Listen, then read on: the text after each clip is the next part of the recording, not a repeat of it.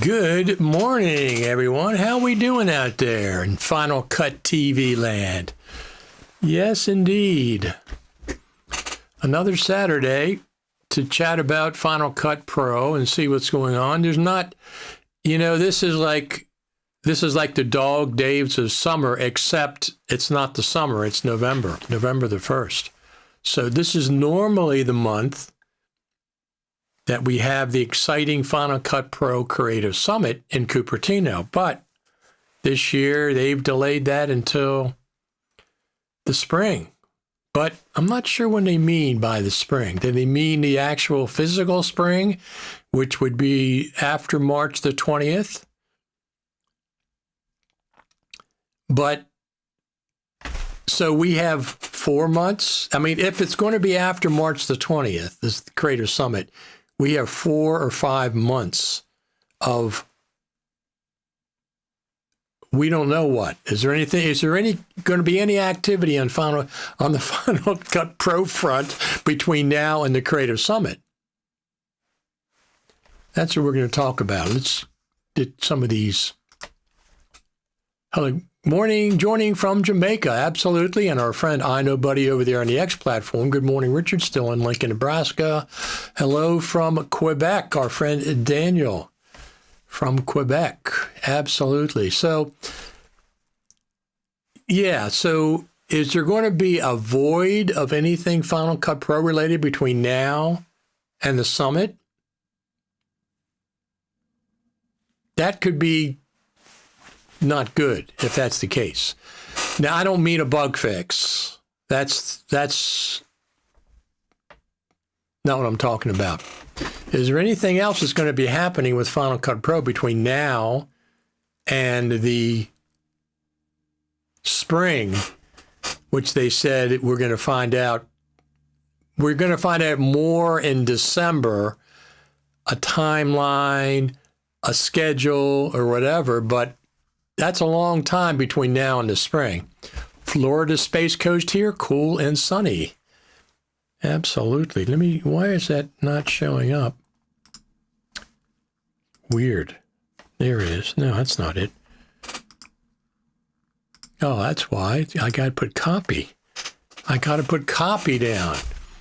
I use a Stream Deck, the big one, the 15 buttons Stream Deck, and I have different applications. Ecamm Live is one of the things that I have programmed.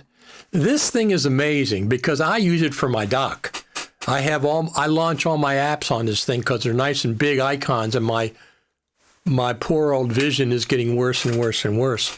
So I use it for a dock for launching apps. So Ecamm Live, it has a whole bunch of settings. We have this one, the backyard camera, and a bunch of other ones. But I use it for Ecamm when we're streaming live. So our friend Eric Emmerich says, geez, they got to do something. That's my feeling too. They can't just not do anything for 4 months, 5 months. I mean, unless they mean spring being just after the first of the year. And in which case, if they don't mean literal spring, that would mean we could see the Creative Summit in February. But I think they mean the actual physical, the literal spring, which is March the 20th or after.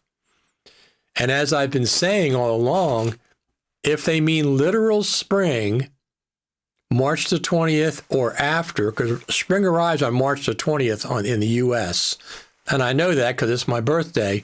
I was born on the first day of spring. Yes, I was. And let me just turn this off.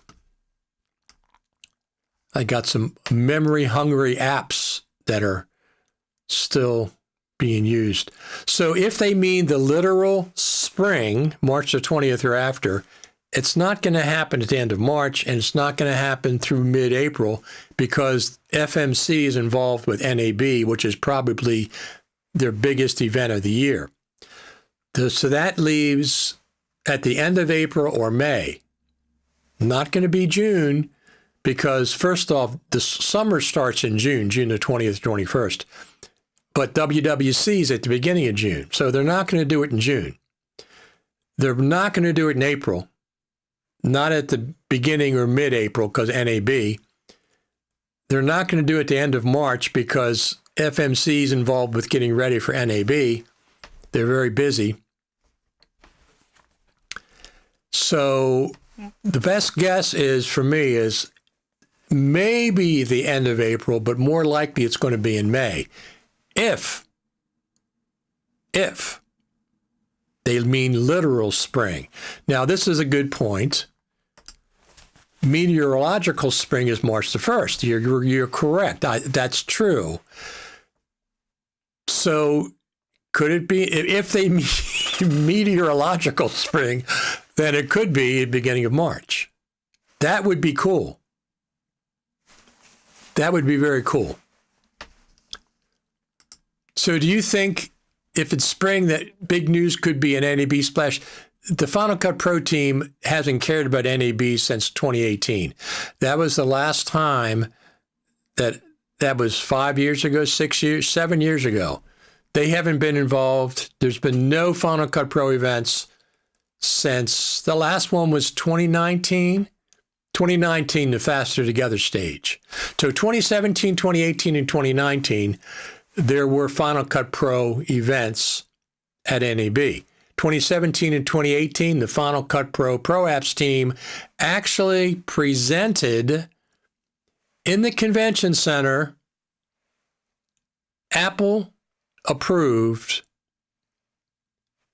Final Cut Pro events. They did that 2017 and 2018. In 2019, there was the Faster Together stage, and somebody from the Final Cut Pro team, Estelle, I think it was on stage representing the Final Cut Pro team. So 2017, 2018, and 2019, Final Cut Pro Apps team was involved with NAB. But since then, zero. Since then, zero. So 6 years, 7 years in 2026, no activity from the Final Cut Pro Apps team around NAB, other than they put out an update. They put out 11.1 right before NAB last year. So you're right. They could mean meteorological spring. They also could mean spring being just after the first of the year, after January, maybe at the end of February, beginning of March. That's what I'm saying. I don't know what they mean when they say spring. Okay, they're supposed to give us more information in December, so that should be the first, second, or third week of December. We're either going to get a schedule, we're going to get, hey, it's going to be back in Cupertino. Well, it better be back in Cupertino because everybody loves going to the Spaceship Campus. They're not going to move the Spaceship Campus to some other place for the Creative Summit. I'm pretty sure the Spaceship Campus is going to remain in Cupertino. Pretty sure that's going to happen. So the Spaceship Campus, going to see the Spaceship Campus is a big deal. It's one of the only times you can actually pay to go see the Spaceship Campus is by buying a ticket for the Creative Summit. They're not going to get rid of that, I don't think.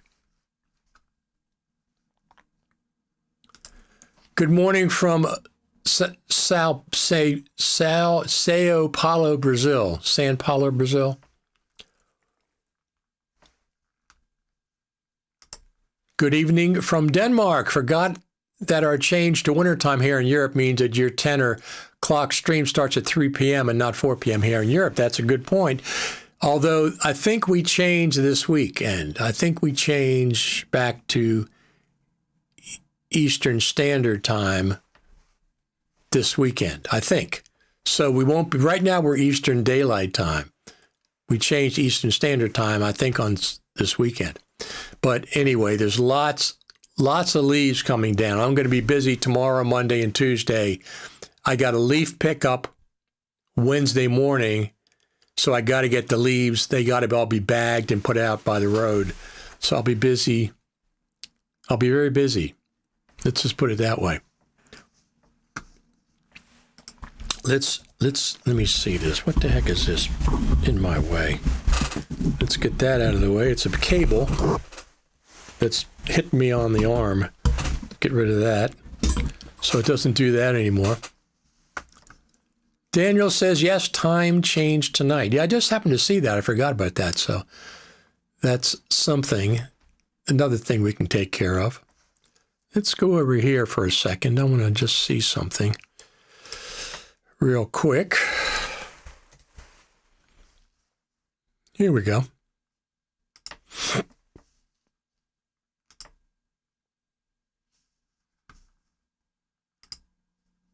This is what I'm involved with. So I have literally 2.5 tons of leaves on my property when they get heavy. That's not all the leaves, but sometimes I pay for a service to come and take the leaves away because they get to be overwhelming for me. I have 1.5 acres and there's lots of leaves. So sometimes in the past, I've got services to come and pick up leaves. Now, one of the requirements is they got to have a 1-ton truck, at least a 1-ton truck with a big commercial vacuum system on them. Otherwise, they're just wasting everybody's time. So the reason I know it's 2.5 tons is because the last couple of times that I hired a service, 2.5 truckloads of leaves in one sitting from my property. Now, before they came, I was getting leaves ready to be picked up as well. So it's actually more like 3.5 to 4 tons of leaves on my property. So let me just do this. Editing multicam in Final Cut Pro. There you go. Let's look at this real quick. Not real quick, just look at this. Here we go. This is what I had to deal with. This is nothing compared to what it is now. This was before the leaves started coming down.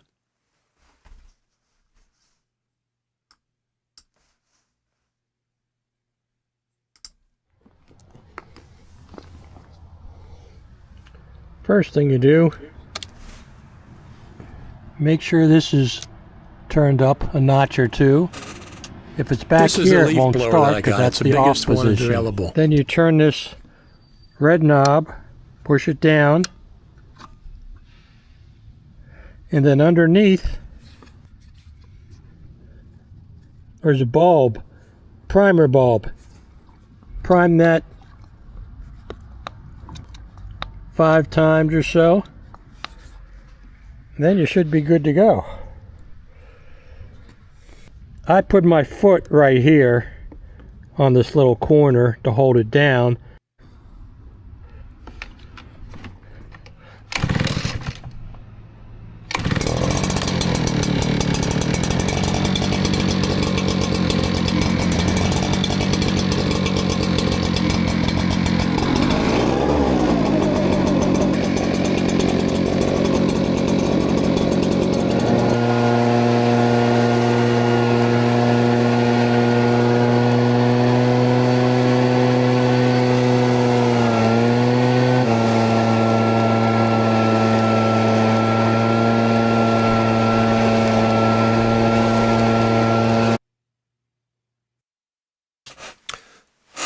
That was before this last week. We had rain and we had wind and all the leaves would come down. That was just the beginning of leaf season for me. Now that leaf blower, I did my research. I had an older leaf blower, a couple of them. It's the Echo 9010T. That is the biggest, most powerful leaf blower in the world, backpack leaf blower in the world. I did my research before I bought that. I bought that about 2 years ago. And I did an assembly video of that leaf blower, and it's got like 15,000 views on YouTube, maybe 16,000 by now. Yeah, I saw that about Our friend Daniel says Affinity Photos have been combined with the 2 other Affinity apps, and Affinity Studio is now free. The paid version, if you want to access AI, who is a subscription but not required. Yeah. So I have Affinity, but I never use it. I use the other one. What's the one that I use? Pixelmator Pro. Yes, the new Affinity is a game changer compared to Adobe overpriced clunky apps. It's the ransom model that I don't like about Adobe. They hold you ransom. That's what I don't like about Adobe. I created a compound clip from a timeline and the captions went into it. Normally can't create them in a compound clip, probably risking a crash. I never tried to create them in a compound clip. I have not done that, I'll be honest with you. But anyway, so is there going to be no Final Cut Pro activity between now and the spring, whenever that is?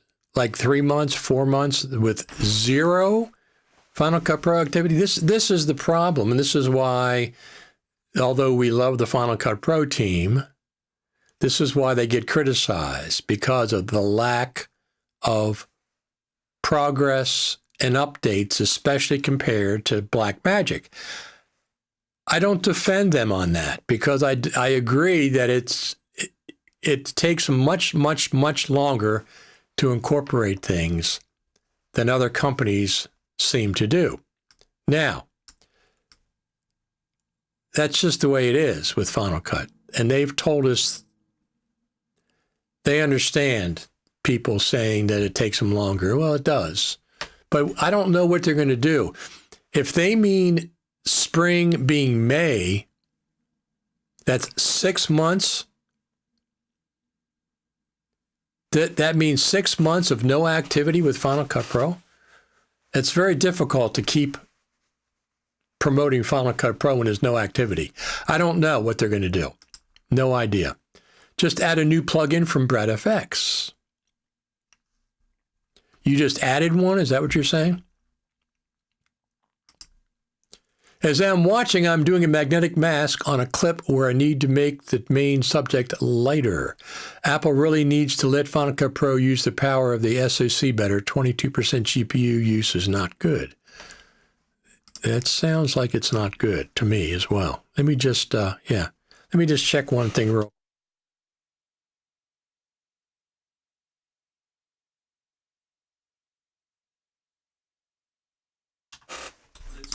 Yep. Everything's good. Everything's good. So compound clip captions don't play in the parent timeline. I wish they could. It would help creating multiple videos from a common compound clip. That's interesting. They may have a bug fix. Oh, yeah, they'll have a bug fix for sure. They'll have 11.2.1 anytime, probably before the first of the year. That's what I would think they're going to do. Let me see where the people are watching today. X, YouTube, and Facebook Live. So, yeah, X. It's interesting.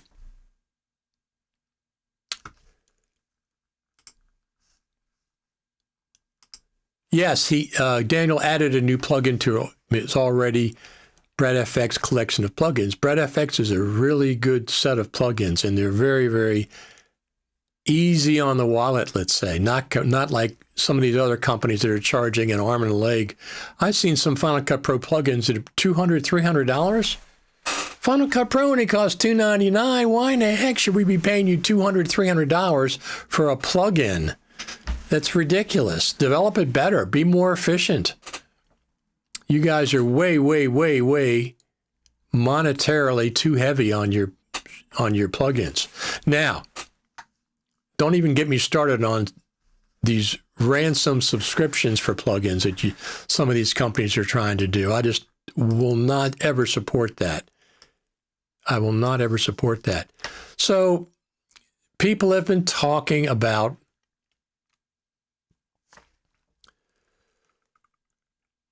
people are talking about, let's talk about this comment first.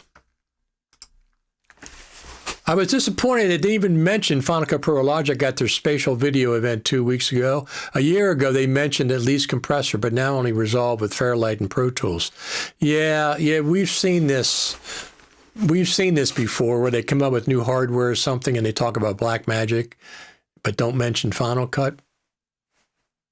I mean, it's not the Final Cut Pro team that makes these decisions. It's somewhere corporate in Apple that overrides the Final Cut Pro team. At least that's my thinking. That's what happens. So that's what I think happens. It's you remember last year before the Creative Summit, they actually did a promo video for Final Cut Pro. We were all shocked. We were all shocked because they don't do that. And last year they did it before the Creative Summit. Last year's Creative Summit was phenomenal. It's got phenomenal. They have a lot to live up to for the spring of 2026. When I have a local AI creating a picture in draw thing, I get 100% GPU use. And if the magnetic mask uses the GPU, I would improve the speed of creating the magnetic mask with better utilization. Well, that's true. No ifs, ands, or buts about that. It's very true. Let me just see something here. I already had my cups of coffee this morning. Well, look at that. We should be...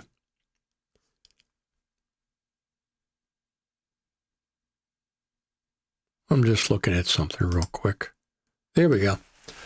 So, I normally would be getting preparing to go to the Creative Summit for its beginning of November. This year, obviously, I'm not. Nobody is because there's no Creative Summit. So, I've been doing some mobile filming, which I normally do. I mean, the main thing I use is my iPhone 17 Pro Max. This one, it's in a case. This case also has an enhanced magnetic circle there. So it not only uses the magnetism of the phone, it enhances the magnetism of the phone to make a super, super strong connection.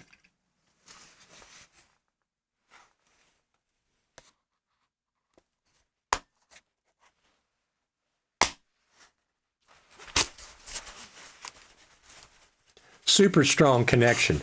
So when you get a case, make sure it enhances, I forget what they call that, make sure it enhances the magnetic. And look at this. Why did that just come on? Oh, that's my phone that did that. My phone just came on. I was listening to it. But it enhances the magnetic connection.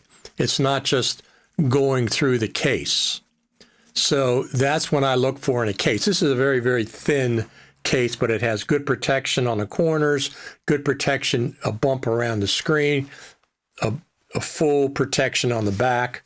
This is, I went and got it on Amazon. I forget how much it cost, but I like it. And it's not too heavy. It's not too heavy.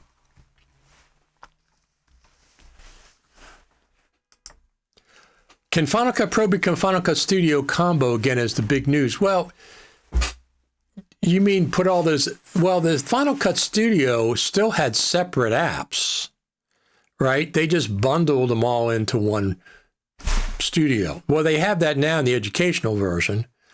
If you go to a college or a school of any sort, you can get Final Cut Pro, Logic Pro, Compressor, Motion, and Main Stage for $199.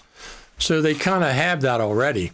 I mean, if I was just getting started, that I would take a class in a community college just to get that bundle because it's a great price. The thing is, what they showed at the spatial video cannot be done in Logic or Final Cut Pro. Gotcha. At least not yet. at least not yet, but Final Cut Pro 11.3. And this for the Summit, probably, hopefully. I mean, I don't really care about spatial video. It's nothing that I'm going to be involved with, going forward. But I like it to happen for people that are involved.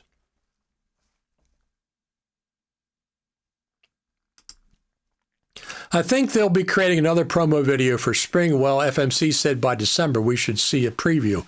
They did say that, and I'm not sure if that's going to be. Here's what I like to see in December. Dates. Give us the dates so people can prepare, so they can schedule off work, they can schedule off school, they can do what they have to do.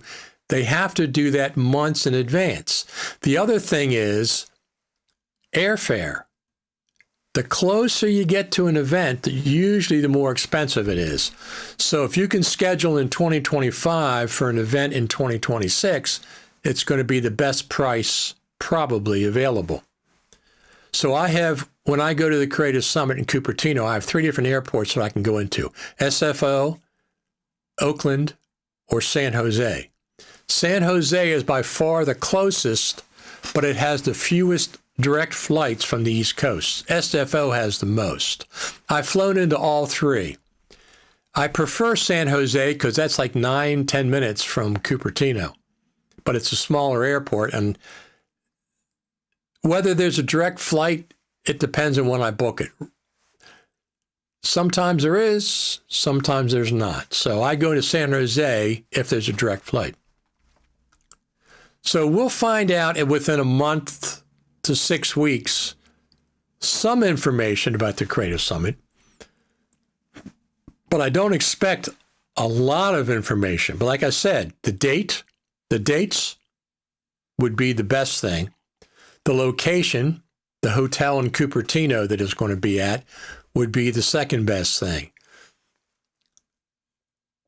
When they sell the tickets for the Creative Summit, a price would be good too, but main thing is the dates. Give us the dates so we can schedule airfare, schedule a hotel if we're not staying at the same one that FMC is holding the event at. And to be honest with you, both 2023 and 2024 were both very, very cool events. I like 2024 better because it was back at the Juniper. It doesn't have to be at the Juniper as long as it's in a hotel that we don't have to drive for. So in 2023, we had to go 1 mile to get from the hotel we were mostly staying at to get to the hotel where the actual event was taking place. It's more convenient if they're both in the same location. Well, I'm praying for auto transcriptions. Well, we have transcriptions. You mean like text-based editing and stuff? Yeah, I'd like to see that. Text-based editing and an audio mixer would be my 2 top ticket items. So we got a month to 6 weeks before we're going to hear something from FMC. I might know something sooner than that, but I probably... Sometimes they let me talk about it before an official announcement. Sometimes they don't. But I might know something about it around Thanksgiving. Who knows? But I can't talk about anything other than saying I know something if they don't want me to. I would never do that.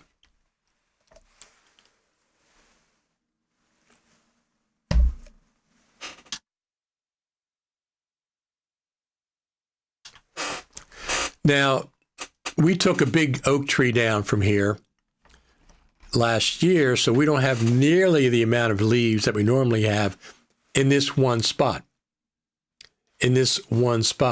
But everywhere else, there's literally tons of leaves. You can see it's a little bit windy out.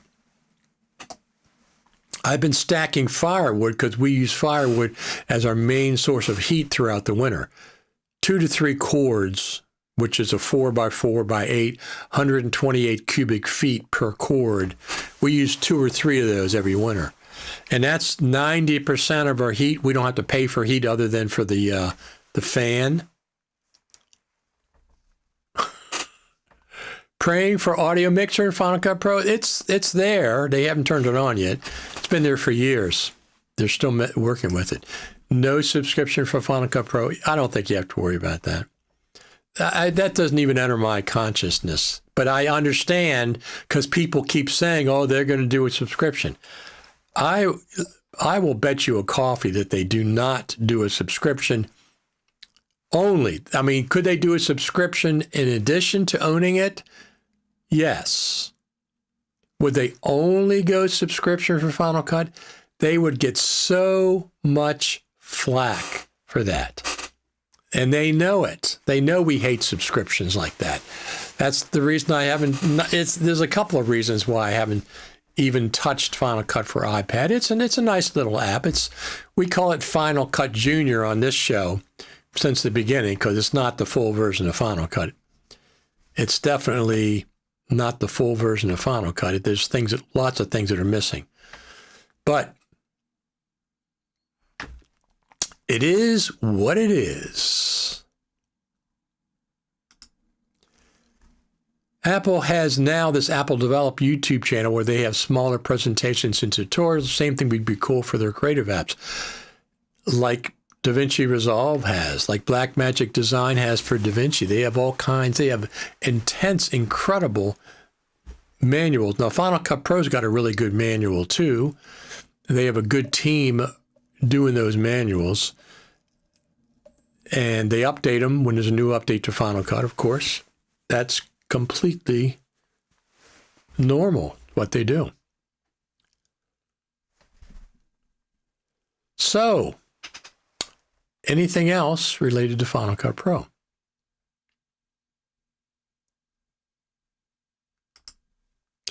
I applied for a programming job at Apple Video related, hoping to hear back. I would relocate for that, absolutely. I'm sure if they wanted you, they would work something out about relocation.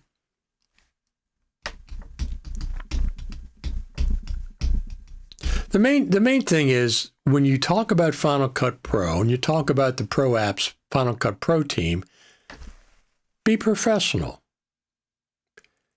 If you have criticism, make it constructive criticism. I mean, there's plenty of times, I'm not going to defend anything Final Cut Pro team, Pro Apps team does. That's on them. Their schedule of updates and stuff, do I think it's great? No, of course not. I think it's extremely slow, sometimes glacial. I've referred to it in the past. But I still respect and like the Final Cut Pro team. So that's their pace. It's probably not going to change. You stick with it or you go somewhere else. Or you use 2 different apps like I do, 3 different apps.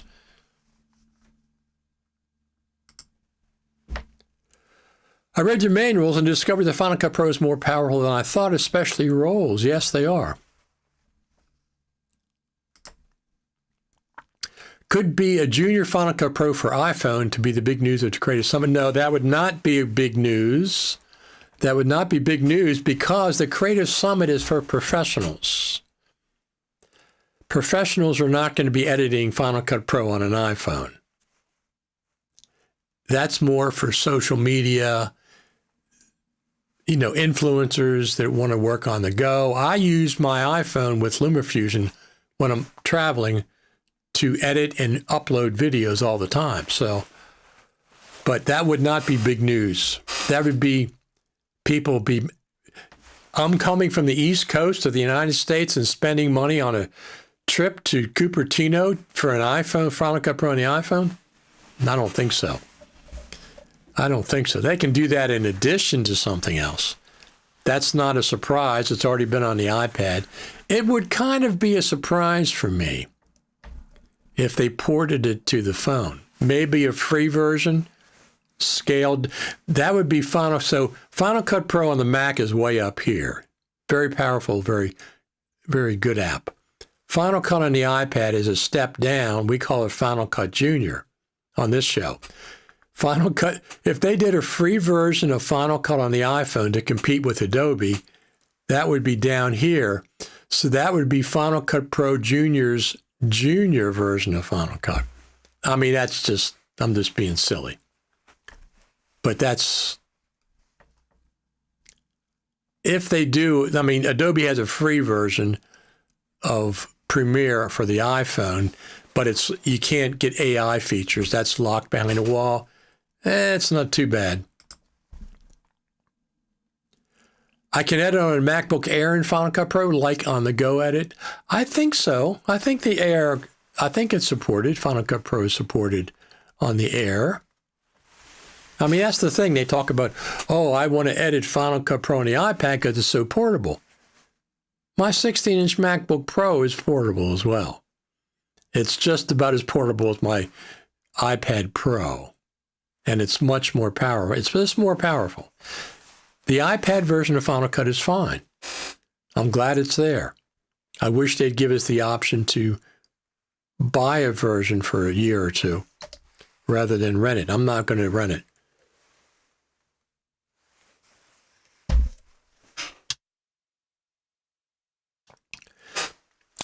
This is what happens with all the subscriptions. I mean, I have a subscription, I cancel one, I have a new one, I get Apple TV, I get Netflix, I get BritBox, I do that a lot, Prime Video, and I get one for a month, watch the shows, and cancel it. And then when it comes to apps, there's a bunch of apps that I subscribe to. But the apps that I subscribe to, I think without exception, all of them will let you use the app once your subscription is expired if you want to. Every one of them that I have will not lock you out of the app if you don't resubscribe. For example, Topaz Video AI. I haven't subscribed to that for a year. Waves plugins. I haven't updated my Waves update plan for 6 months or better, but the plugins that I had when the subscription expires still works. Okay? They still work at that level.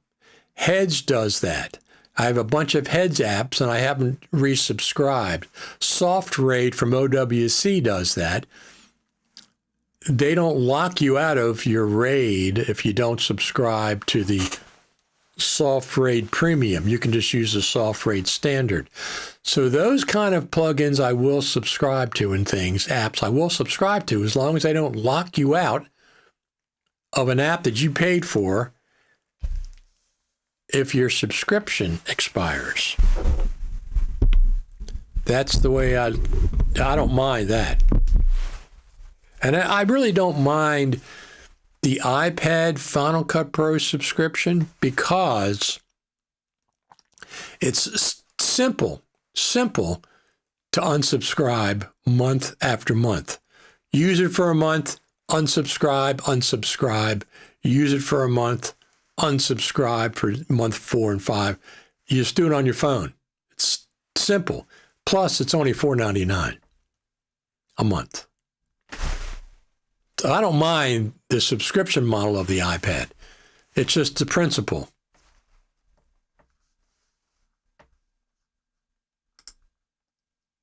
I find I had a problem with audio rolls not being selectable with a compound clip in the time I was getting Spanish and English simultaneously. I had to V the Spanish inside the clip. Yeah, I'm not sure what's going on there. It is important to name your roles consistently on all compound clips used in the timeline, otherwise it becomes a mess to select them. Well, that's absolutely true. The more pre-organization you do, the better in every aspect of your life. In every aspect of your life. So I have firewood stacked up for over a year down at the lower end of my property. And when we're going to use it in the wintertime, I bring that firewood up, one cart at a time, up to closer to the house so I can go in and out without going all the way down to the end of the property. And I have enough for probably 2 years. I probably have about 5 or 6 cords. I use about 2 to 3 cords a year. So I started splitting the wood again, and I took this big chunk out of my storage space And the chipmunks had built houses in the firewood. It's a great place. It's covered up. It's lots of holes. They can run around and stuff. I have a maze. So I felt bad about that, but I need the firewood. So I started immediately restocking the area that I took the firewood out for next year. So they have a place they can go where they were located with the new section of firewood that'll be there for another year. And then next year I'll do the same thing. I was out there this morning walking around this new section that I built. I called it the Chipmunk Condo. I was out there this morning and I saw the king chipmunk on top of that pile. And when I approached, he zoomed and ran back into the chipmunk condo. So they're well aware of their new condo.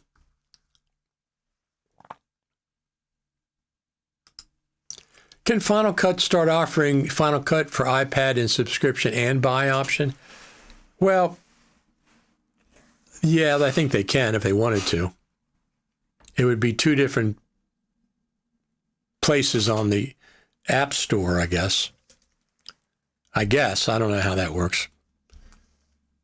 But yeah, they could. If they, at this point, I would not edit on the iPad. I've been using LumaFusion on the iPad and LumaFusion on my phone. It's great to shoot video on your phone. This is when I'm mobile. I don't have to do it when I'm here in the studio because I got my Mac. I got two different Macs. An M4 Mac Mini Pro and an M1 Max MacBook Pro. So I have two Macs. I don't need to edit on the iPad with Final Cut. And I have LumaFusion. But when I'm on the road, when I'm at the Creative Summit, if I ever go to NAB again, it's really fantastic to shoot your video with your iPhone and you don't have to export it. Shoot it on the iPhone, edit on the iPhone. You don't have to export your video to your Mac or to an iPad and edit from there. Shoot it on the iPhone and edit on the iPhone. It's fantastic.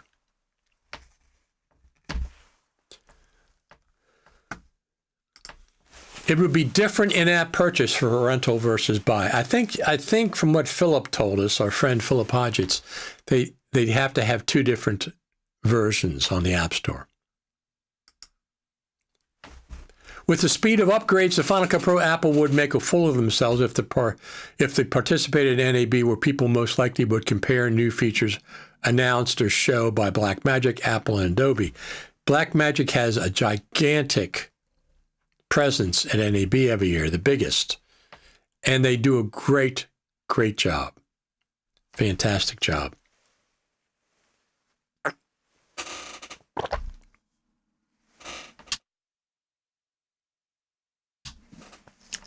There we go. What is this? Let me see what's going on. I got some very, very cool. Don't forget those old thumbs up and subscriptions. Make sure everybody that's watching is subscribed. So my YouTube channel is approaching 700,000 views on my videos on my YouTube channel. So at some point, I'm going to have 1 million views, which is incredible. I mean, it's nothing compared to the people that are on there that have millions of subscribers. I'm not saying that, but still, 700,000 views is pretty cool. We're going to reach that probably by the end of the year. And then next year, maybe we'll get 800,000, 900,000, maybe 1 million. We'll have to see. That includes my regular videos and these live streams. It includes both. How was my Halloween this year? It's very quiet. We didn't have any kids. We had candy for them, but we don't live in a neighborhood. I mean, I live on 1.5 acres. We have a private driveway that is for 3 houses, But it's not like we have house after house after house after house like a regular community. We don't. It's not like that. We're much more spread out, so it's not really worth the kids going around to our houses. They're too far apart. They concentrate in the places where there's lots of houses, which there's places right across the road from me that it's like that. We call it Smurf Village because it's like down into like Smurf Village. It's all these little houses. I think they call it Smurf Village as well. Yeah, so I go out for a walk every morning, and on Instagram I post my 15-second video. It's called Morning Walk, Carroll County, Maryland, Gas Prices. If the gas changes prices by this one gas station that I walk by, I'll just record a 15-second video and put it up. So the gas went up from $2.83 to $3.13, I think.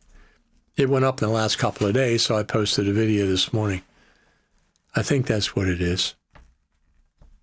I think that's what it is. So I don't know what's going to happen with the final cut between now and the Creative Summit.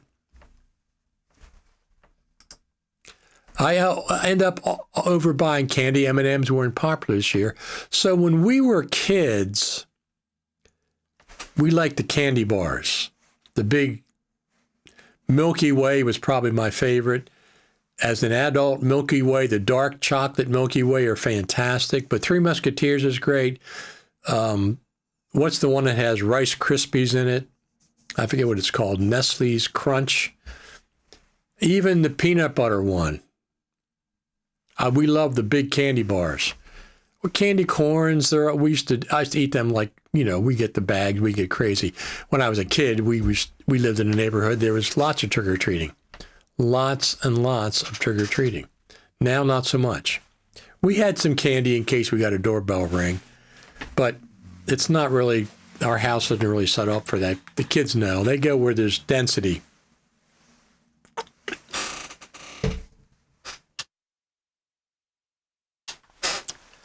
There's not density where I live. There's a house, then they have to walk, and then there'd be another house, and they have to walk. But there's neighborhoods with lots of houses right down the street from me and across the street, but not right where I live. Not right where I live. Let me see something here. Maybe I'll do a, let me see something. Can I do that?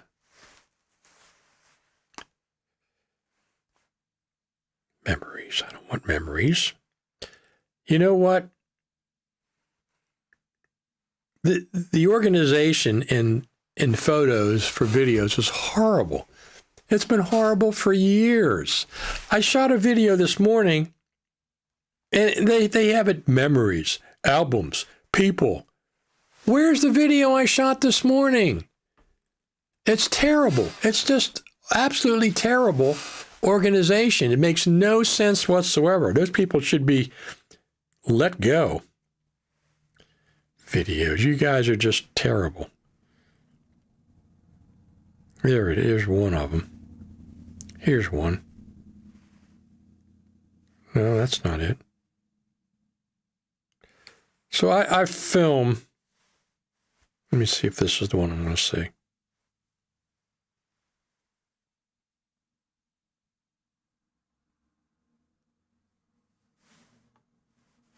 Yeah, I'm going to do this.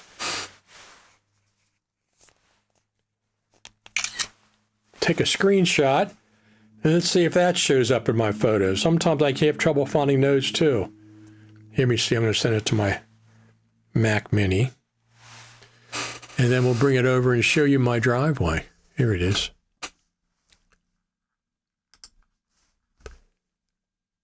Show in Finder. Of course, it doesn't show in Finder. Let's see if this is it. Yeah, there it is.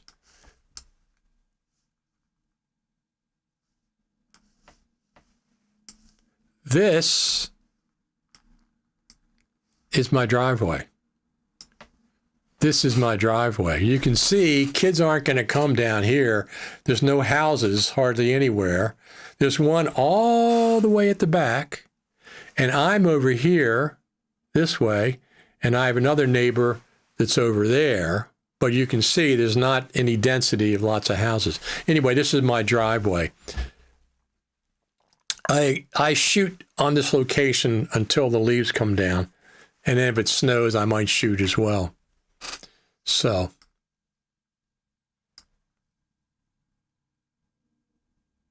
that's what you're going to get.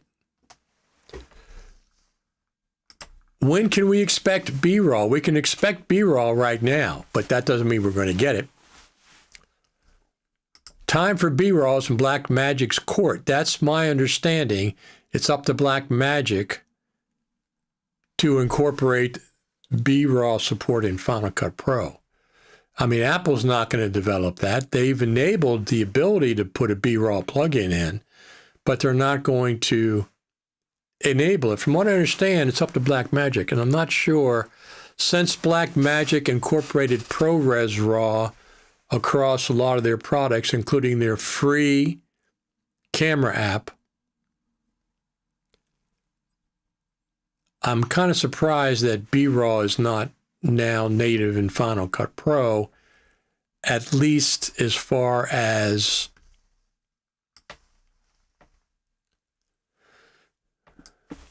I don't know. I don't know why, but from what I understand, it should be coming, and it's up to Blackmagic to develop a plugin or whatever the architecture is to get it over there. So they must be busy with other things. But they did ProRes RAW. Apple and Blackmagic are like this. They have a nice handshake they've had for years.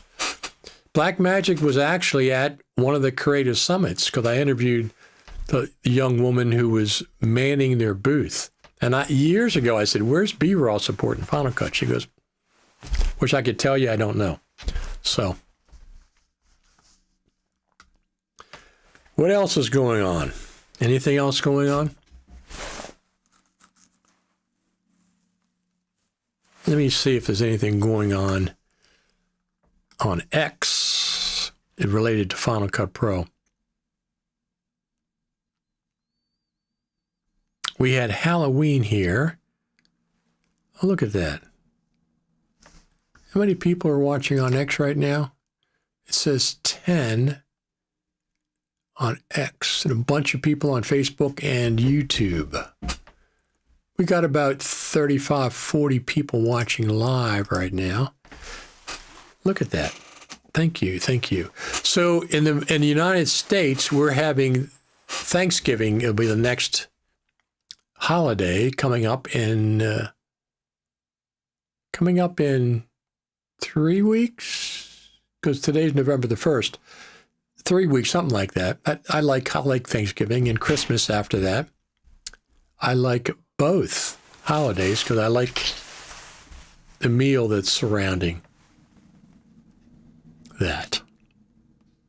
Turkey and stuffing and all that, pumpkin pies and sweet potatoes and all that stuff. That's probably my favorite meal of the year. All right. Check the backyard again. What's going on there? What is going on in the backyard? Looks pretty... It is windy. Very little activity there right now. Very little activity right now in the backyard. But tomorrow I'm going to be working, tomorrow and Monday and Tuesday, I'm going to be working on start getting leaves. I have a leaf pickup 5 a.m., 6 a.m. Wednesday morning, so I got to have them out by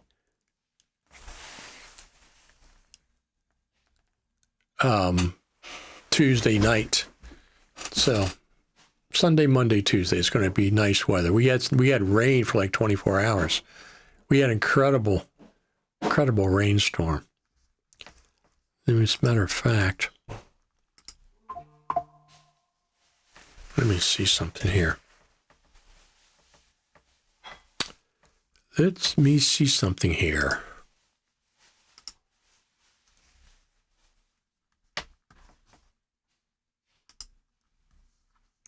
So I got up the other morning. I forget which morning it was. And I looked out the window, I looked out the window, and I saw this. It was just raining and raining and raining, really, really hard. Look at this.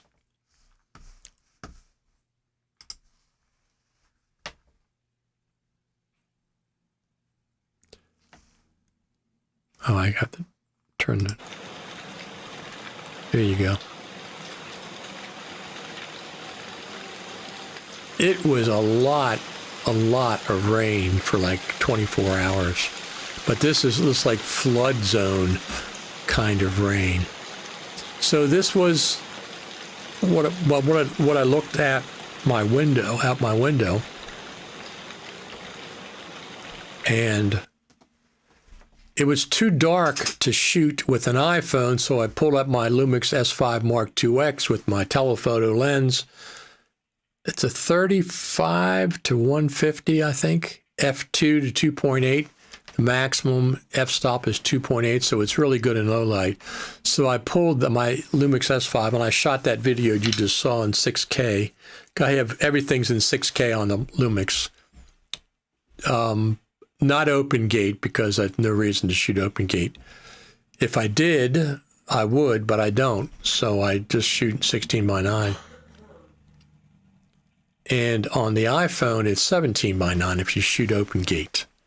If you shoot ProRes RAW on the iPhone 17 Pro and Pro Max, it's either the full sensor size or it's 17:9, not 16:9.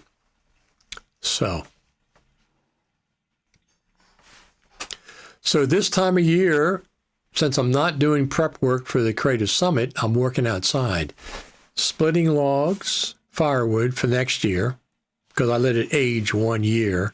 Splitting firewood, I have enough for like 3 to 4 more years. Or for the next 6 weeks, I'll be gathering up leaves every so often and putting them out for leaf collection. They have to be bagged up in paper bags and by the road. So let me make sure that's turned off. Yeah, we don't want that on. Rain and heavy wind here too for 24 hours yesterday as well. Yeah, we had it. Now it's going to be sunny for like next week, which is great for leaf collection. Fantastic for leaf collection. So there's not a whole lot to talk about Final Cut Pro wise coming up, at least that I can see. Could they surprise us? Yes. I've heard mixed reports on whether there's going to be another hardware release from Apple in November. Could there be? Absolutely, there could be. What would it be? No idea. I mean, M5 Mac Mini, possibly. M5 16-inch MacBook Pro, possibly. But there could be some Final Cut Pro information around something like that if it was appropriate. I'd be pleasantly surprised. I would be pleasantly surprised if we had an announcement, any kind of an announcement about Final Cut Pro in November, in December. I mean, the thing about BRAW support is this. They could do that at any time. Since the ball's in Blackmagic's court, they're not dependent on Final Cut Pro's teams updating Final Cut Pro schedule, as far as I know. Now, there could be something that Final Cut Pro Apps team has to update in Final Cut Pro, but it seems more like it's in Blackmagic's court, so we'll have to see.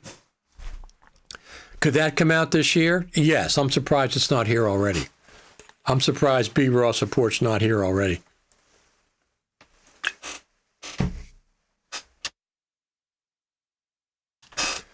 Am I going to film in BRAW? Nope. That ain't going to happen. I don't have any Blackmagic cameras, and I don't use, but I do like ProRes RAW quite a bit. File sizes are humongous.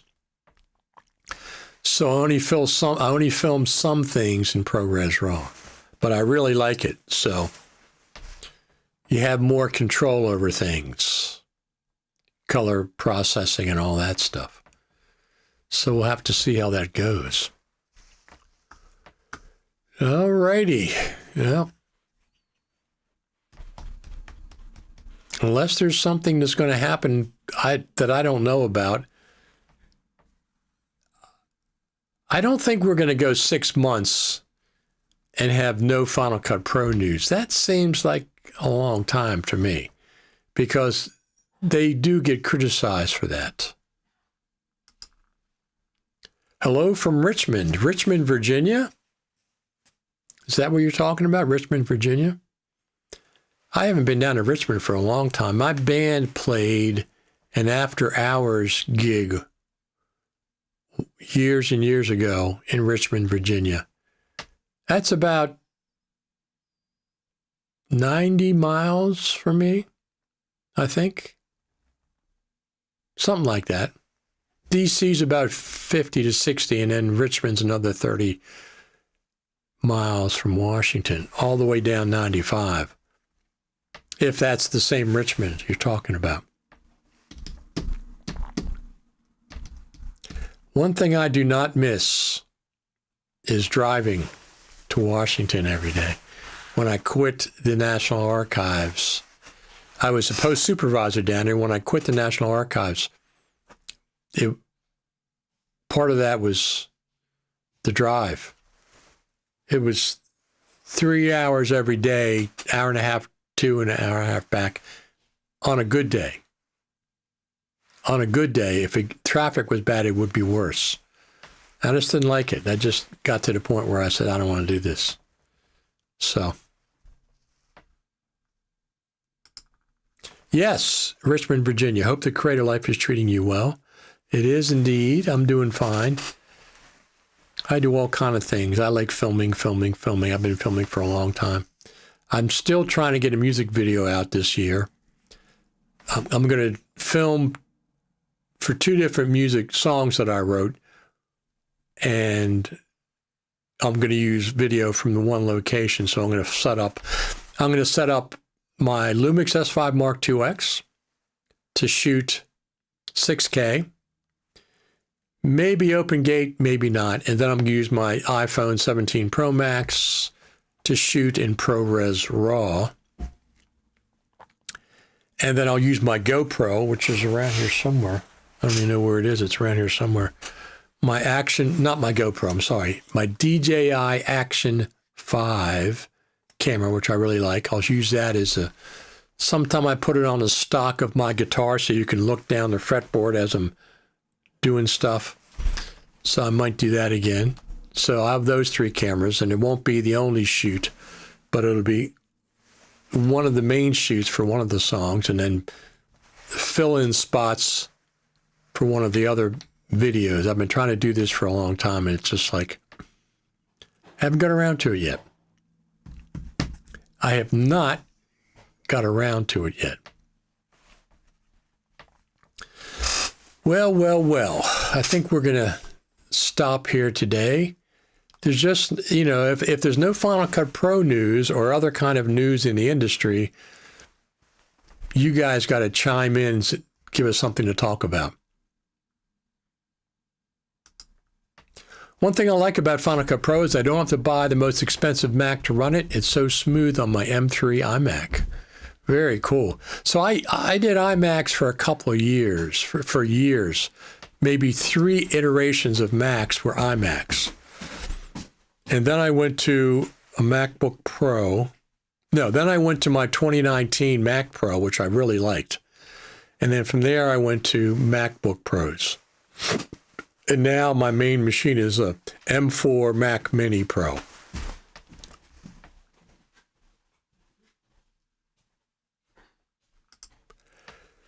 Do you know if there is a mobile solution for Ecamm Live that will let you live switch on the phone or the iPad between a live stream from a phone camera and a live stream from a drone? Ecamm Live? I don't think so.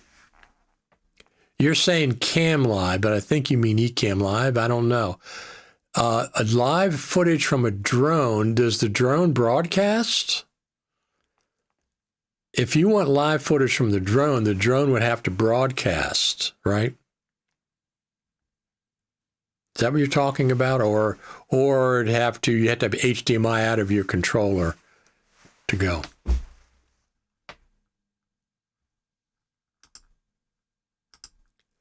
Multicam concert shooting is very hard work to get perfect sound and video, perfect sync with perfect quality.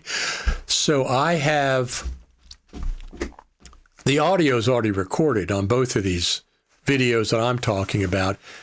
And it's going to be a combination of multicam, and sometimes it's just going to be my iPhone footage. So it's a combination of things. I got some ideas up here I got to put into video context. But I'm going to have one of those videos out this year. That's my plan, because I love music. I absolutely love rock and roll music.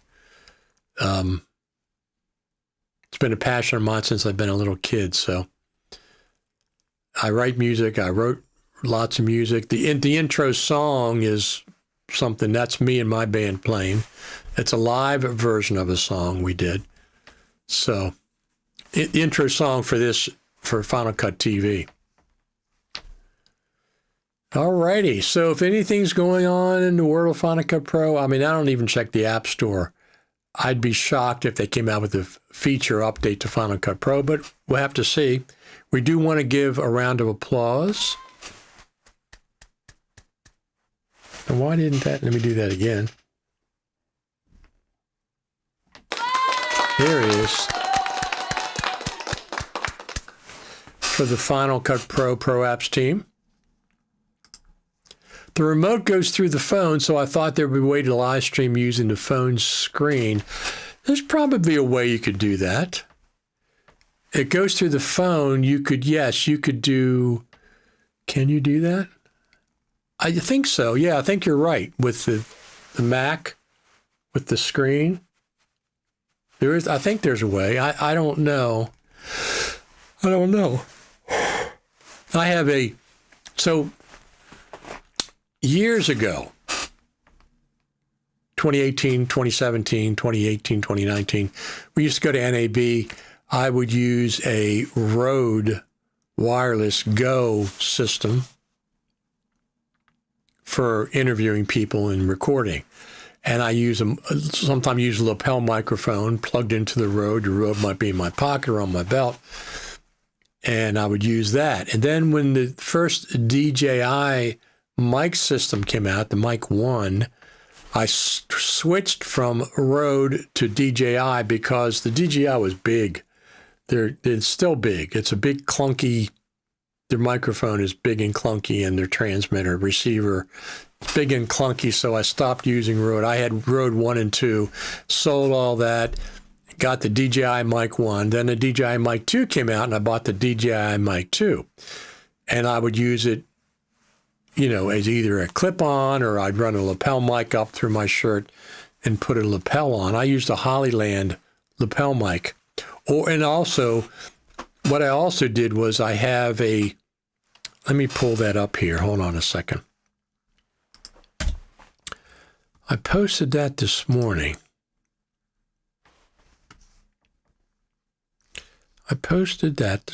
Where is it? Here it is. So I'm going to pull this up here. There we go. So this morning, where is that? Black. Let me take that off. This morning, I posted this. Let me get this. So this is my mobile setup that I've been using for years and years and years. Over here. So I have my Insta 360 Flow 2 Pro gimbal. My iPhone 17, of course, is on top, and over to the right is another handle that I have with the Insta that I keep my shotgun mic on. So if you can see, let me pull myself over here. If you can see right here, that orange connector, that is this microphone, this shotgun mic, plugged into my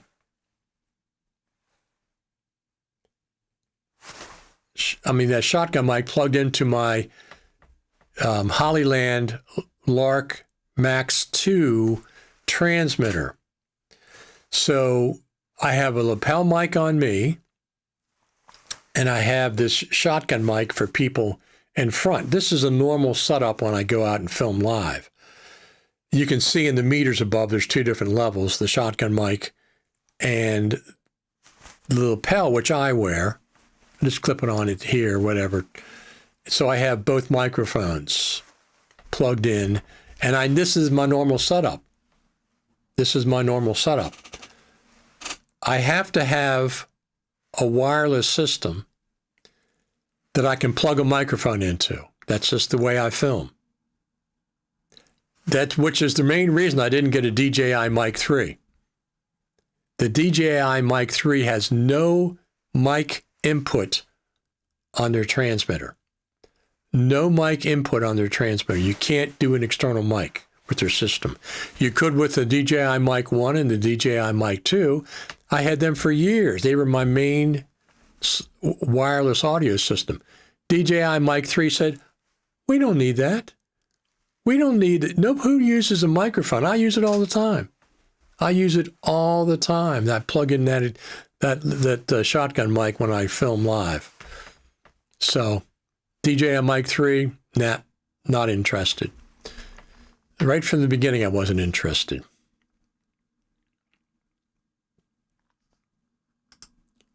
Updated my Mac Pro to Tahoe, but not Final Cut Pro yet. It wasn't listing 11.1 as available automatically yet.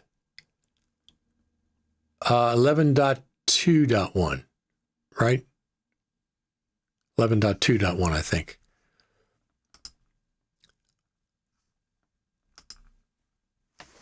Would very much like a new 5K mini LED Apple monitor for true HDR editing. Would they release that and would buy it if it's not priced like the Pro XDR?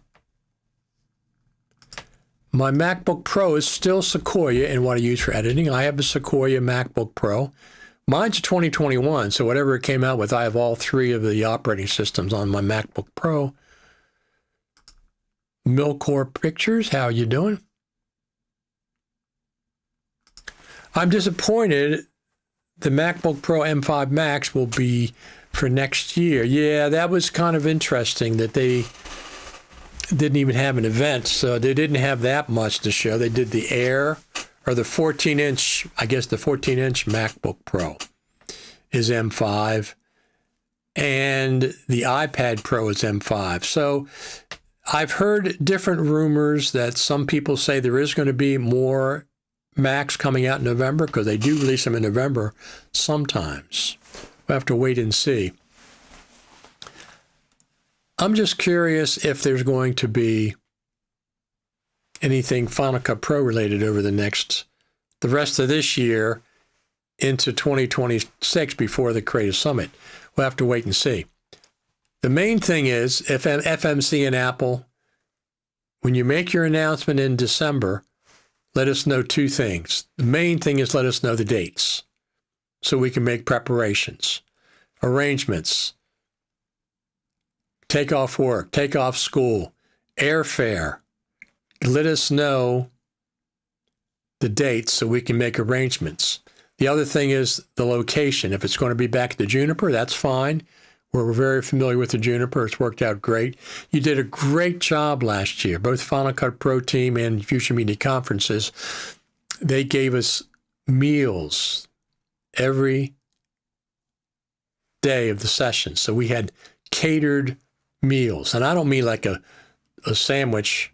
I mean really good meals. They had like in the hotel, they had the kitchen staff make up meals and we could have that. So that was really good.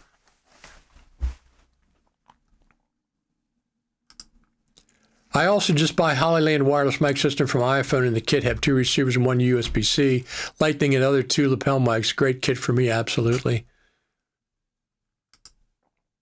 Final Cut Pro should release an update. They just had 11.2 around the iPhone 17. So they just had one September, end of September, beginning of October, something like that. Let me just check.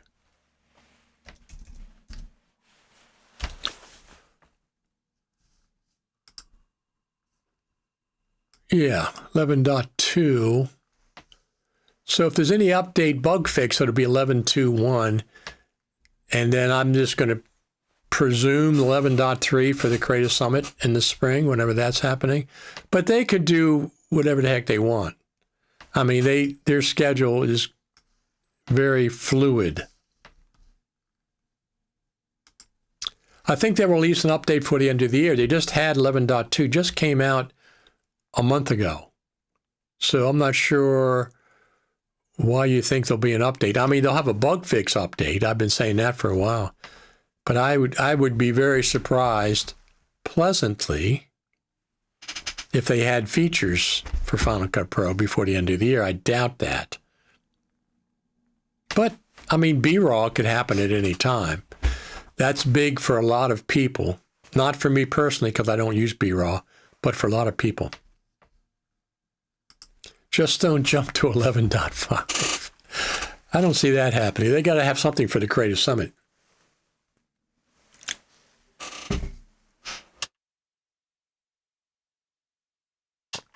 They got to have something for the Creative Summit, so I presume that's going to be 11.3. Who the heck knows? Maybe they have some more features coming up. Just maybe. They have more features coming up. So the Hollyland Lark Max 2 system, microphone system, is really, really good. I highly recommend it. It's $249, and you get 2 receivers, the big receiver, normal receiver for your DSLR, and then a small receiver for the iPhone, and of course 2 transmitters. They give you lapel mics, 2 lapel mics, windscreens for everything, a whole package of stuff. It comes in a really nice case. Cables, of course. I use this. I don't need the. I already had a Hollyland lapel mic, but I don't need the lapel as much as I need my shotgun. I have a shotgun mic when I film live, and I need both my lapel mic and the shotgun mic available. So, like this. That's the shotgun mic, and my lapel mic are both going into the iPhone. So that's what I need. I've been filming that way for years. The DJI Mic 3 doesn't have the ability. Whoever the genius was at DJI that said, we're not going to give you a mic input. After all these years of being a standard. I mean, at least with the Rode system, the Rode is big and clunky. You can put that in your pocket and still run a lapel up. Get rid of that clunky looking thing. DJI, nah, we don't need lapel. Who uses lapel mics? Who uses shotgun mics? Everybody does. It was the dumbest decision, one of the dumbest decisions I've seen anybody ever make. It was just ridiculous that they didn't include a lapel mic in the DJI Mic 3. Now, the good thing is about the Hollyland is, so if you notice the Hollyland microphone is tiny. It's just completely tiny. And they have smart connectors and a USB-C connection on the bottom. There's no mic input on this to keep it small. But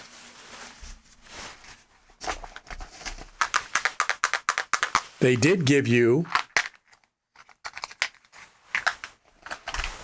a mic input included in the kit that you just snap on the bottom. Oops, dropped it. Snap on the bottom. Now you have a mic input right here. So you don't need it. If you don't need it, you reduce the weight and the size of the transmitter. But if you do need it, you just clip it on. So that's what I use for the one mic. That's what I use for the one microphone for my shotgun. They kept it. I never seen anybody else do that.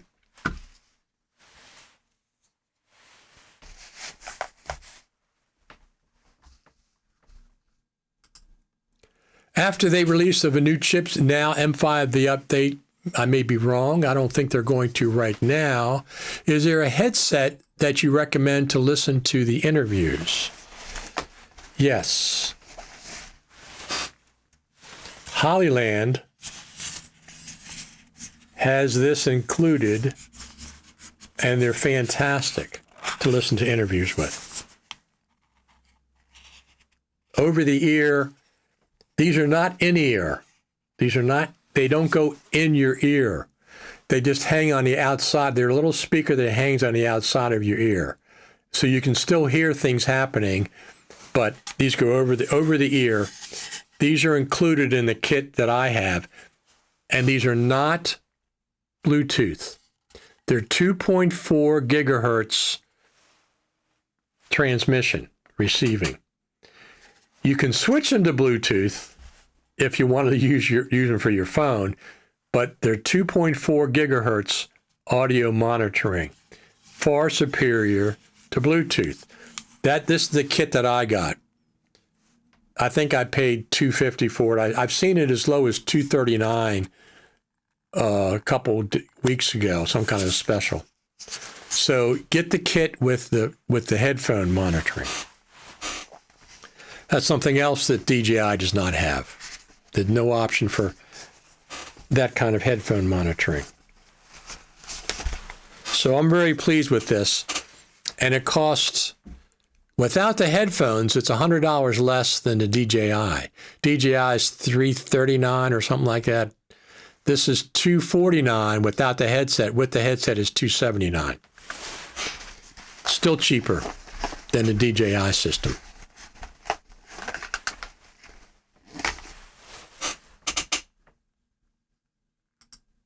I don't really like this kind of headphones if there is noise you can't hear.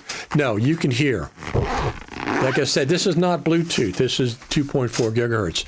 Absolutely can hear. When you're out live, walking around in crowds, I want to hear what's going on around me. You can hear very clearly, and you have a choice of monitoring your microphone or the camera microphone, or the camera recording. If I'm in a studio setting, it's different. But when I'm out live with people, no. And you can use, of course, you can use closed headphones if you want with the bigger receiver. The bigger receiver, it has headphone monitoring and it has audio out, both. Just as the regular, this is the size everybody else has for the phones. So you can have either one. If you want closed headphones, you just get closed headphones and plug them in. But I'm talking about for mobile use.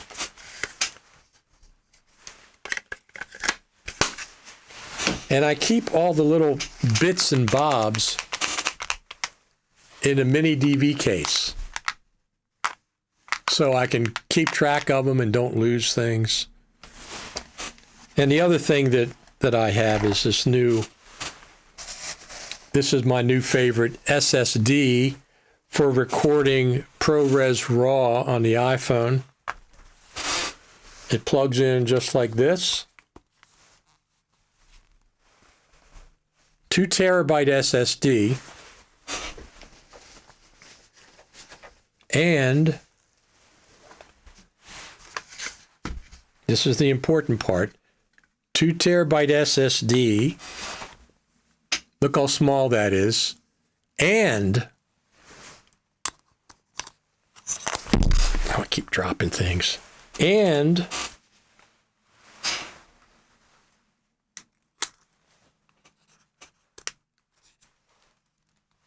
Pro Audio.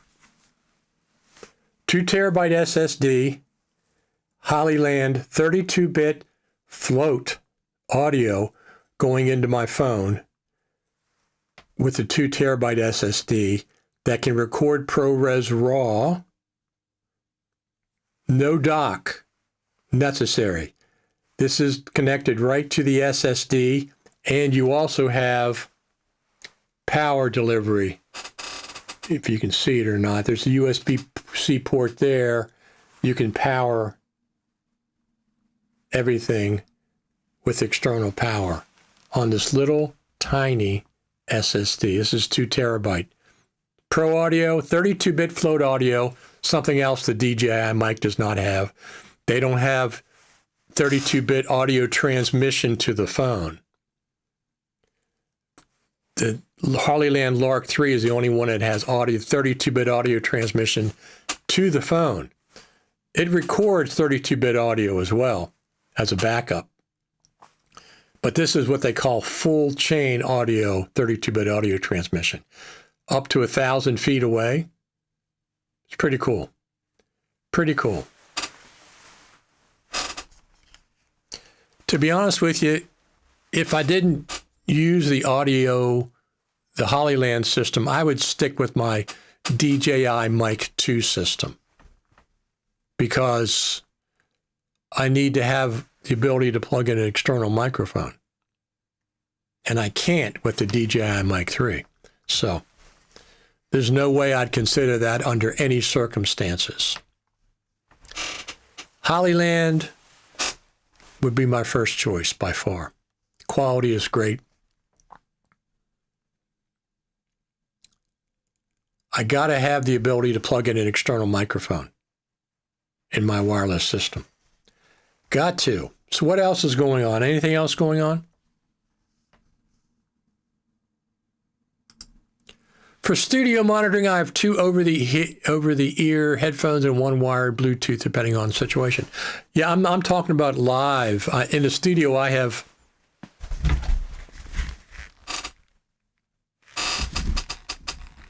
DT720, 770 Pro, 250 ohm. These are my headphones for the studio. Right now, they're plugged into my Mac Mini for when I want to use closed headphones. I have lots of headphones for studio. When I'm out live, I don't want to be tethered to the camera. I don't want to have headphones on and I turn to walk away and everything gets pulled over. What's your feedback on the iPhone 17 compared to the 16? You see a difference or is minimal? It's definitely better. It's definitely better. Better cameras. I think all these cameras are 48 megapixels, all 3 of these, which was not the case on the iPhone 16. Even the front-facing camera is now better. I would say it's marginally better in low light. That's one of the weaker points of the iPhone cameras. And the ability to record ProRes RAW is incredible. Has to be an external SSD. Has to be an external SSD. And I think that's because of licensing. Nobody said anything. But I have I have both an iPhone 17 and a 16. I'm always going to keep 2 generations of phones because this is the main thing that I film with. This, my DJI Action 5. I have a DJI 4K mini drone that I shoot 4K with for the drone. And then I have my Lumix S5 Mark II X. But I shoot mostly with my phones, as good as these are. And I can record 32-bit audio into the phone with the Hollyland microphone system. I just leave it on 32-bit, everything. The backups are on 32-bit, into the phone's 32-bit. The quality is just superb, absolutely superb.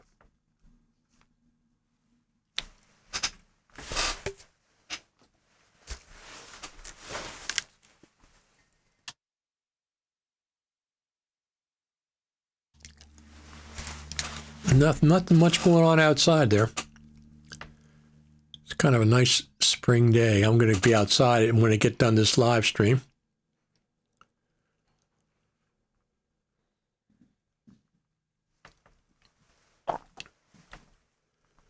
Could that hold a business card between the SSD and the case? Well, let's find out. I don't have a business card here. There's a little, you probably could. You probably could. There's not a whole lot of space. In my case, it's touching the case. This is a rubber sleeve for the SSD, and you can take this off. You don't need to have that on. Then you could put a business card in there. Yes, you could. You could probably put a thin business card. You mean like for identification? Yeah. I have a tag typically. Yeah, you probably could do that. So, I don't anticipate anything between now and the beginning of December. I think the next Final Cut Pro news is going to be the Creative Summit announcement. They said December. Well, it's not going to be at Christmas time.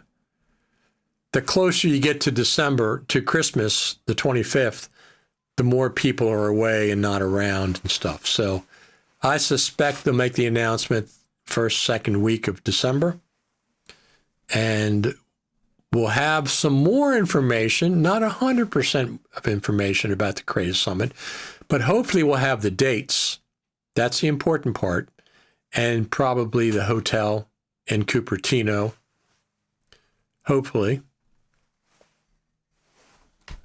I'm looking forward to going back to to Cupertino and going back to the Spaceship Campus. We've gone there twice. 2023 and 2024, we got to go to the Spaceship Campus. So that's a big part of paying for the ticket for the Creative Summit is going to the Spaceship Campus. It is a big part. You can't buy a ticket, say, I'm going to buy a ticket like I'm going to Disneyland to go to the Apple Spaceship Campus. You can't do that. But you can go if you buy the ticket for the Creative Summit.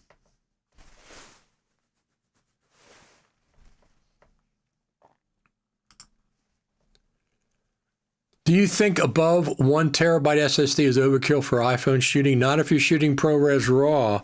So with this 2 terabyte SSD, I can get 5 hours of ProRes RAW, not HQ, just ProRes RAW, OpenGate. 5 hours, almost 5 hours. If I shoot 17 by 9, I get 5.5 hours. Or is it 4 hours? It might be 4. Let me just go check. We'll just pull it up there. Pull up the... one of the good things about the Final Cut camera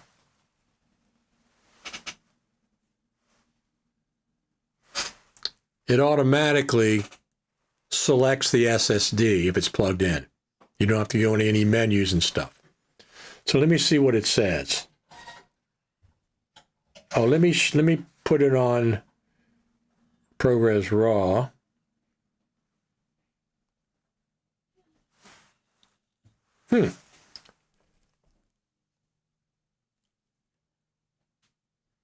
ProRes RAW.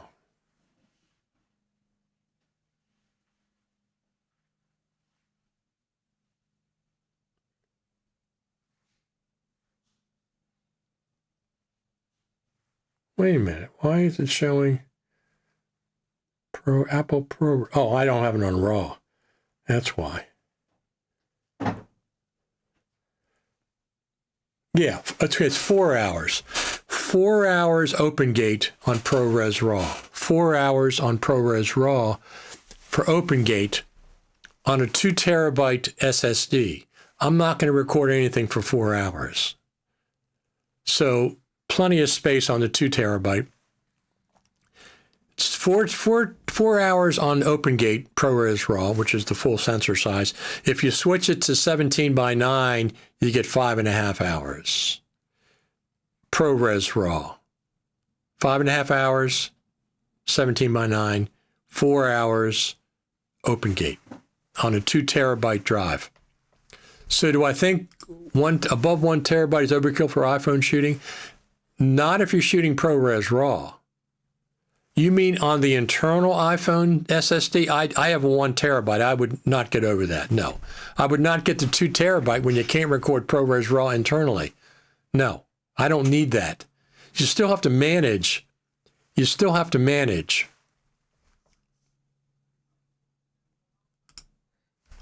I think there will be something for Final Cut Pro in November, and I will not bet nothing on that. And I will bet nothing on that. Okay. 24 frames per second. I switched to 24 frames per second because of ProRes RAW. That's correct. That 4 hours is 24 frames per second. If I shot 30 frames per second, it would obviously decrease. But I switched that because I shoot ProRes RAW a lot.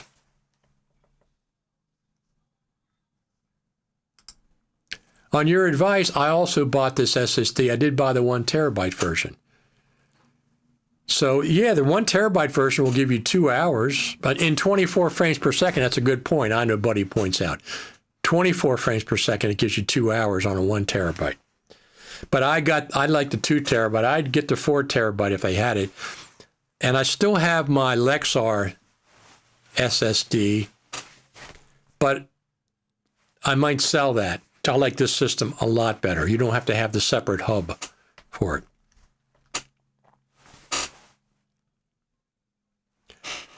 Now, I shot for over an hour straight ProRes RAW to this SSD. No problem. It didn't even get, it just barely got warm.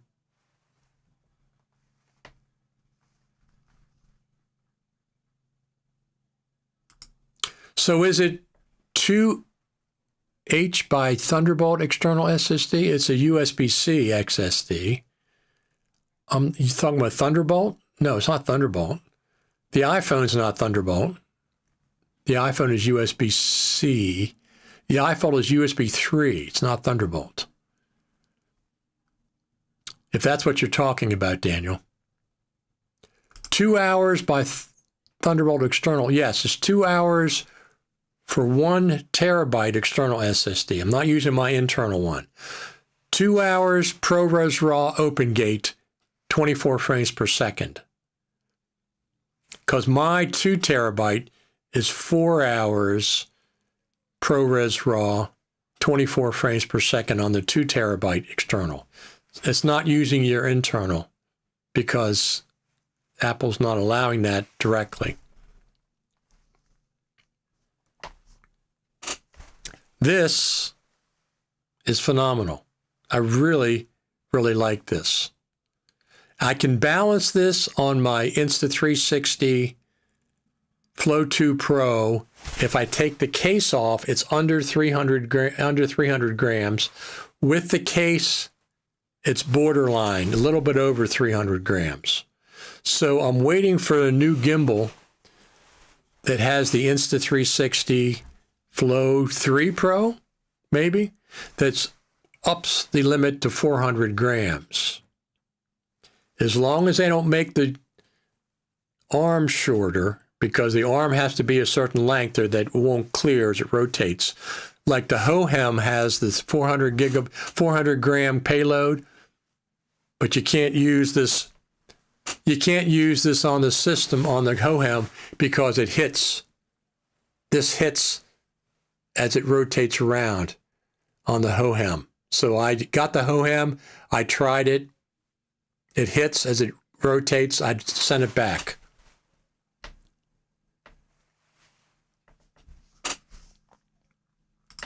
Do you sometimes shoot with both iPhones at the same time, or are you using one to control the other via Blackmagic Camera app? Maybe.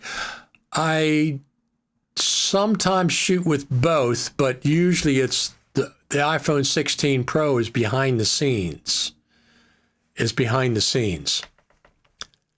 So I shoot, if I have my monopod set up and I'm shooting with my iPhone 17 Pro Max, I can pull my 16 Pro Max and take a different shot of the crowd or whatever. Do you like the light motion blur that you can have with 24 frame shooting? I don't really. The stuff that I'm doing, I'm not shooting any films and stuff. I just switched to 24 because of ProRes RAW, the high data rates. It helps manage it a little bit better. Has Apple patched the workaround for ProRes RAW and internal SSD yet? They will. I'm sure they will, because I think that's a licensing thing. With what many people say, the part where you recharge doesn't make much fun of it too much. I'm not sure what you mean. Recharge what? The part where you recharge doesn't make... Recharge... What are you talking about? I'm not sure what are you talking about recharging. Please clarify, Milcore Pictures. So, yeah, there's a workaround where you can record internally ProRes RAW. If you start with external import, what a clunky mess. Apple, I'm sure they'll patch that. Because I think it's a licensing deal. They haven't told me anything, but I think it's a licensing deal. iPhone Mox. I'm still not clear what you're talking about. Recharge iPhone Mox. I think you mean something else. So this, I can recharge this. I can keep power delivery right here. Turn it right there as a USB-C port. Delivers power to the phone. I can have a phone bank plugged in there. And with the Pro Max, with the ProRes RAW going into the 2 terabyte SSD and 32-bit float audio being recorded to the iPhone with the Hollyland system into the iPhone, as well as a backup recording on the transmitter. As well as a backup recording, 32-bit audio. I just leave everything at 32-bit. My shotgun microphone records at 32-bit internally. It records 32-bit internally, as well as a backup. So, all right. Anything else we want to talk about? Anything else? I'm going to use this amplifier for my new music video. And I have another Strat right here. This is my 69 Strat. And this one over here is, I think, a 71. I think it's a 71 Strat. I like the rosewood necks best. All right, everyone. Anything else before we get out of here? We do want to encourage both the iPhone Pro Apps team to keep on working on Final Cut and get us some more updates. We like those updates, feature updates, and we want to also, every one of you that comes here every Saturday, I appreciate it. Absolutely. I don't expect to be back on anytime soon. I'd be pleasantly surprised if we get a feature update the rest of this year. Bug fix, sure. 11.2.1, I've been saying that for a couple of weeks. There's always room for a bug fix or two. They could sneak a feature in there if they wanted to.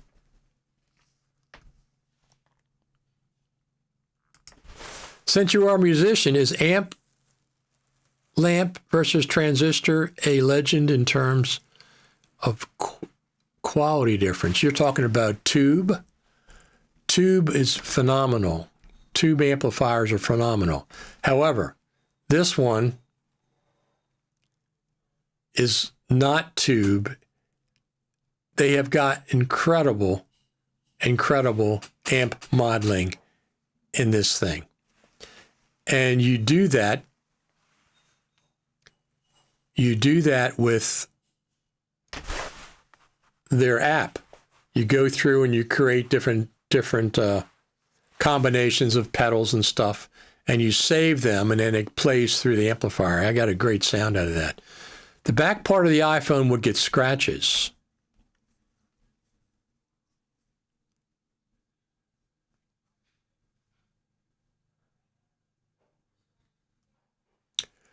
So you're saying people say where you recharge doesn't make much fun of it too much. Where you recharge. I'm not sure. I have a case on mine when I took this out of the box, I immediately put a screen protector and a case on it. It's been that way ever since. So I don't have that issue. But mine's blue, but you can't tell because I got a black case. I like black better. So you can't tell it's blue. Yeah, tube versus transistor, yeah. Tube is phenomenal, but this thing, you know what? It's phenomenal. This is a positive grid, Spark 2, and it just does a great job with modeling guitar amps. It's a great job. But I have a Mesa Boogie Mach 3. I think that's all tube. That's the one I used for years when I played live. That thing is heavy as the dickens. It weighs a ton. Just a 112-inch speaker, but it still weighs a ton. Yeah, the back of the iPhone would get scratches. Yeah, perhaps, of course, it could get scratches. Yep. But anyway,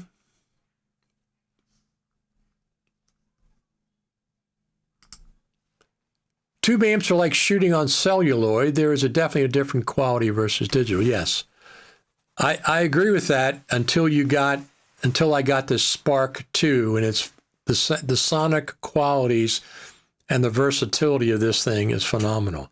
It uses AI amp modeling. You can choose different amplifiers, different speaker combinations. I think different microphones. And it has a bunch of pedals. I'm not a pedal guy. I just plugged right into the amp. The tone is phenomenal. I'll plug in at some other point and play a little bit for you. Not this week. I'm not set up for it. Anyway, I'm going to get out of here for today. Get outside and enjoy some of the weather while I got a chance. And I don't think there's going to be anything else.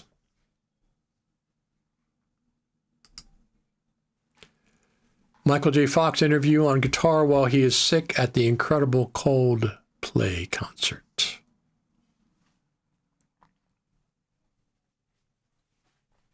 Very cool. Thanks, everybody, for tuning in. As you well know, don't forget to subscribe, and click the bell for notifications over there. Of course, YouTube.com at Richard Taylor TV is my YouTube channel where you're watching now probably. And don't forget to join our Facebook group. Well, that's not it. Here we go.